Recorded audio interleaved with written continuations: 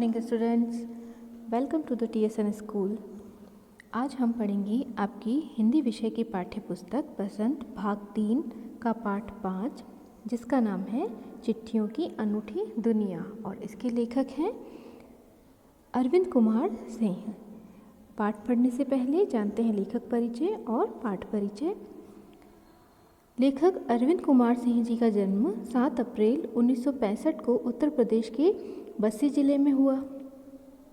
इस पाठ में लेखक ने अब चिट्ठियों की अनूठी दुनिया के बारे में बताया है कि किस तरह से चिट्ठियाँ और पत्रों की दुनिया अनूठी और अनोखी है। आजकल का ज़माना व्हाट्सएप, SMS, मोबाइल का ज़माना है और कुरियर का ज़माना है। चिट्ठियाँ कहीं पीछे खो गई है, लेकिन एक ज़माना था जब चिट्ठियों की बहुत ही अहमियत थी। लोग डाकिये का इंतज़ार करते थे और अपने प्रियजनों की चिट्ठियों को सहेज कर और संभाल कर रखते थे, और पुरानी यादों को फिर से ताज़ा करना बहुत ही सरल था। लेखक ये भी बताते हैं कि पहले किस तरह की चिट्ठियाँ होती थी। तो आइए अब पढ़ते हैं पाठ, जो कि एक लेख है। लेखक इस लेख में चिट्ठियों का महत्व बताया है। तो पढ़ते हैं पाठ। पत्रों की दुनिया भी अजीबोगरीब है और उसकी उपयोगिता हमेशा से बनी रही है। पत्र जो काम कर सकते हैं वह संचार का आधुनिकतम संसाधन नहीं कर सकता है। पत्र जैसा संतोष फ़ोन या SMS का संदेश कहाँ दे सकता है। पत्र एक नया सिलसिला शुरू करते हैं और राजनीति, साहित्य तथा कला के क्षेत्रों में तमाम विवाद और नई घटनाओं की जड़ भी ये पत्र ही होते हैं। दुनिया का तमाम साहित्य पत्रों पर केंद्रित है और मानव सभ्यता के विकास में इन पत्रों ने अनूठी भूमिका निभाई है। तो लेखक कहते हैं कि पत्रों की जो ये दुनिया है ये बहुत ही अजीबोगरीब है, बहुत ही अनोखी है और उसकी उपयोगिता हमेशा से बनी रही है।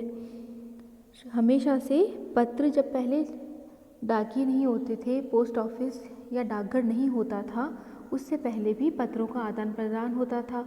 और पहले पत्रों को लाने ले जाने के लिए कबूतरों या हाथी घोड़ों का प्रयोग किया जाता था, या संदेशवाहक, जिन्हें हरकारे भी कहते हैं, वह संदेश को, मौखिक संदेश को एक जगह से दूसरी जगह पर पहुंचाते थे। तो पत्र जो काम कर सकते हैं वह संचार का आधुनिकतम साधन नहीं कर सकते।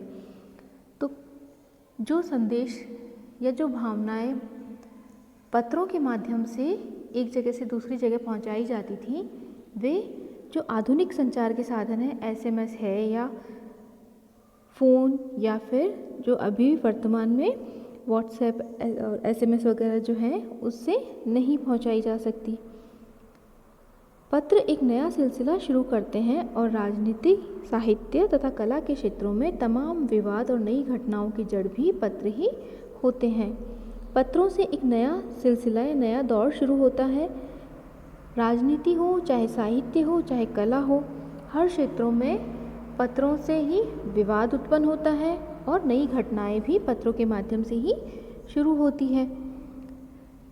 दुनिया का तमाम साहित्य पत्रों पर केंद्रित है। पहले जो इतिहास है, अगर उन्हें उठाकर देखा जाए तो राजाओं के बीच युद्ध या मित्रता पत्रों पर ही निर्भर होती थी। और जो पत्र हमारे पूर्वजों ने लिखे हैं, जैसे कि महात्मा गांधी हैं, रविंद्रनाथ टैगोर है, या और भी राजनीतिक नेता है या साहित्यकार है, उनके जो पत्र होते थे उन्होंने भी साहित्य का रूप ले लिया। और अगर देखा जाए तो जो पत्र हैं उन्हीं में हमारे इतिहास निर्भर है, या उसी में इतिहास से छुपा हुआ है। तो इसीलिए लेखक ने कहा है कि दुनिया का तमाम साहित्य पत्रों पर केंद्रित है। कई बड़े बड़े लेखकों ने जो पत्र लिखे हैं वो साहित्य से जुड़े हुए होते थे, तो उन पत्रों के माध्यम से ही या उन पत्रों में ही दुनिया का तमाम, यानी कि सारा का सारा साहित्य केंद्रित है। मानव सभ्यता के विकास में इन पत्रों ने अनूठी भूमिका निभाई है कि मानव का जो विकास हुआ है, जो आगे बढ़ा है मनुष्य, उसका विकास इन पत्रों में अनूठी भूमिका इसने निभाई है। आगे लेखक कहते हैं आगे कि पत्रों का भाव सब जगह एक सा है, भले ही उसका नाम अलग अलग हो।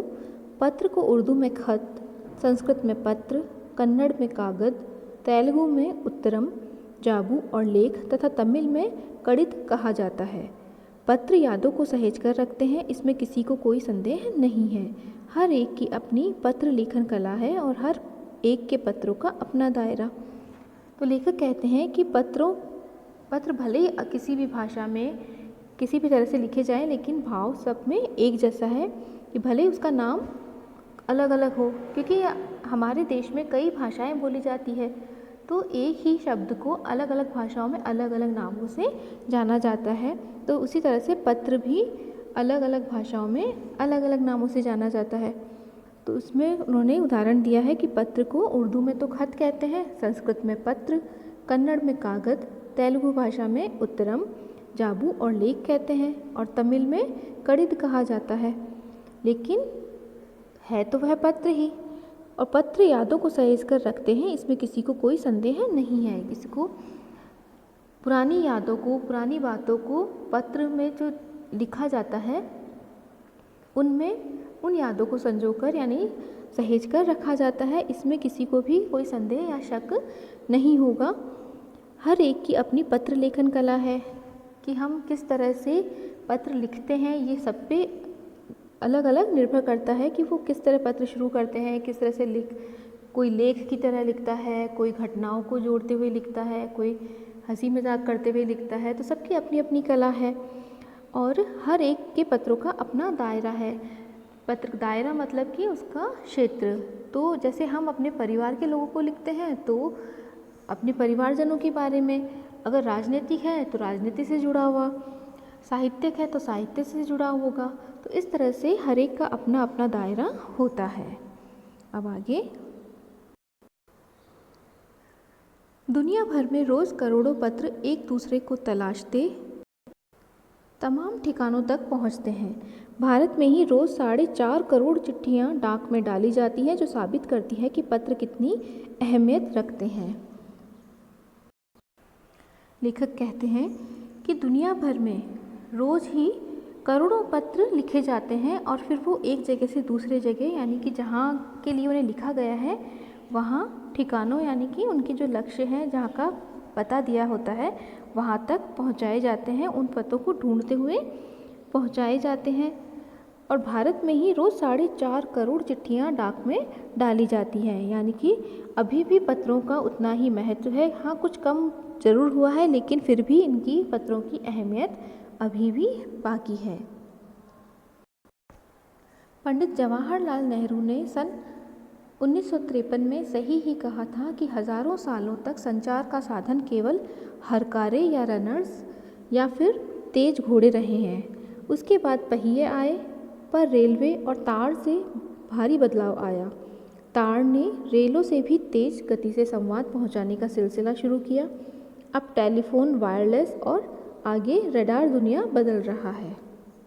तो लेखक कहते हैं कि पंडित जवाहरलाल नेहरू का उदाहरण देते हुए बताते हैं कि सन 1953 में उन्होंने बिल्कुल सही कहा था कि हज़ारों सालों तक संचार का साधन, यानी समाचार को एक जगह से दूसरी जगह पहुंचाने का साधन केवल हरकारे या दूत, या जिन्हें इंग्लिश में रनर्स कहते हैं, या फिर तेज घोड़े रहे हैं, संदेशवाहक, या फिर वे घोड़े जो बहुत तेज़ी से दौड़ सकते थे, उनके माध्यम से समाचारों को पहुंचाया जाता था।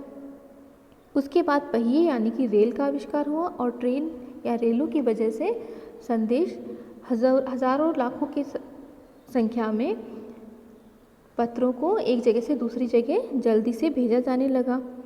पर रेलवे और तार से भारी बदलाव आया। पंडित जवाहरलाल नेहरू कहना चाहते थे कि पहिए मतलब कि बैलगाड़ी, घोड़ा गाड़ी, इनका उदाहरण देते हैं। पहिए आने से मतलब आने का कहकर उसके बाद रेल और तार के आने से और भी ज़्यादा बदलाव आया।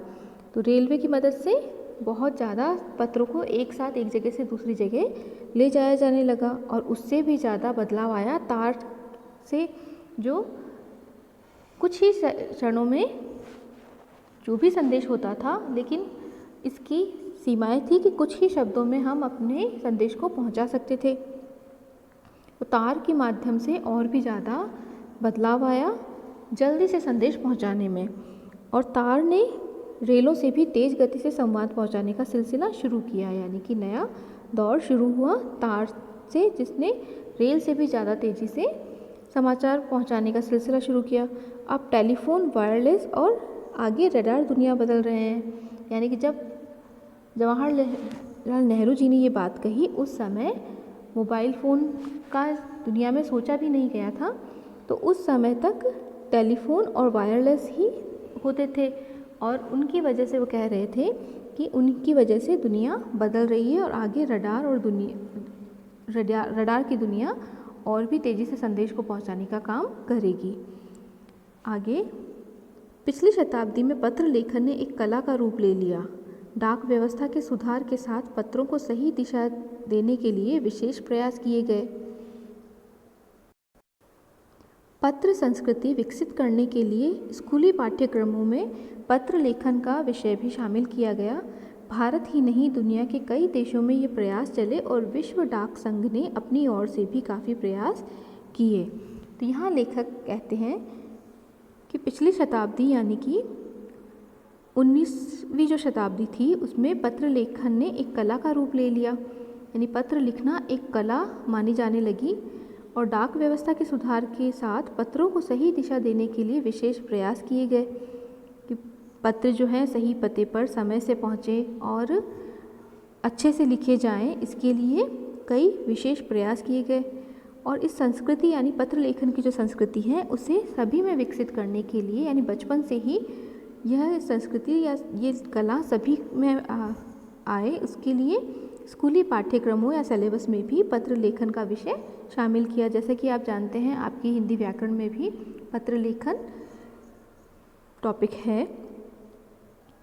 भारत ही नहीं, दुनिया के कई देशों में ये प्रयास चले और विश्व डाक संघ ने अपनी ओर से भी काफ़ी प्रयास किए। तो ऐसे प्रयास सिर्फ भारत में ही नहीं, पूरे विश्व में होने लगे, और इसके लिए एक संघ भी बना जो विश्व डाक संघ के नाम से जाना जाता है। उसने भी कई प्रयास किए।